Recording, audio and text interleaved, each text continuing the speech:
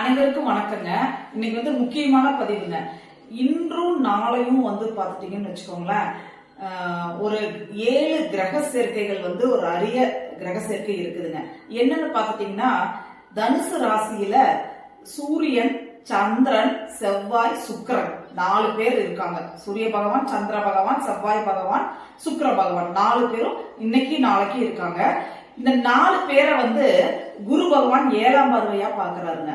சனி பகவான் 10ஆம் பார்வையா பாக்குறாருங்க.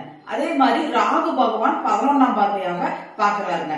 அப்ப இன்றும் நாளையும் தான் இந்த கிரக சேர்க்கை இருக்குது. இது ஒரு அரிய கிரக சேர்க்கைங்க. இந்த கிரக சேர்க்கைக்கு உண்டான கோயில் என்ன அப்படின்னு பாத்துட்டீங்கன்னா, வீர ராகவ பெருமாள் கோயில். சரிங்களா? இந்த 7 கிரகங்கள், இப்ப 4 கிரகங்கள் தனுசு வீட்டுல இருக்கு. தனுசுனாலே பாத்தீங்கன்னா, தனுசு ராசினாலே ஒரு மாற்றம். சரிங்களா? ஒரு மாற்றத்தை ஏற்படுத்தக்கூடிய ஒரு ராசி.